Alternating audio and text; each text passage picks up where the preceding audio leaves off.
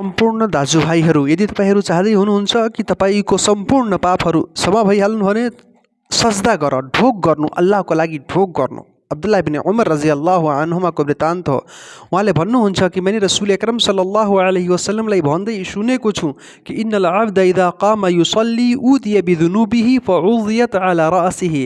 जुनसुकै व्यक्ति जब उभेर नमाज पढ्न थाल्छ, अल्लाहको उपासना, आराधना, भक्ति र पूजापाठ गर्न थाल्छ भने नमाज पढ्दाखेरि त्यसको सम्पूर्ण पापहरू ल्याइन्छ अनि त्यसको टाउकोमाथि राखिदिइन्छ। त्यसको टाउकोमाथि त्यसको सम्पूर्ण पापहरू हुन्छ वा त्यसको काँधमाथि हुन्छ।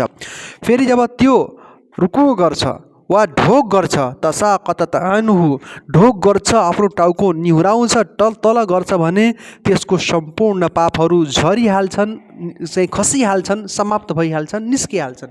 त्यसैले हामी धेरैभन्दा धेरै सजदा गरौँ। र अल्लाहको रसूल सल्लल्लाहु अलैहि वसल्लमले यो पनि भन्नुभएको छ कि जब एउटा मुमिन व्यक्ति नमाज पढ्दछ अल्लाहको निकट हुन्छ र चाहिँ जब त्यो सजदा गर्छ भने सजदाको अवस्थामा, ढोकको अवस्थामा अल्लाहको एकदमै निकट भइहाल्छ, अल्लाहको एकदमै नजिक भइहाल्छ भने त्यस अवस्थामा, सजदाको अवस्थामा, ढोकको अवस्थामा त्यो धेरैभन्दा धेरै अल्लाहसित प्रार्थना गरोस्, अल्लाहसित दुआ गरोस्।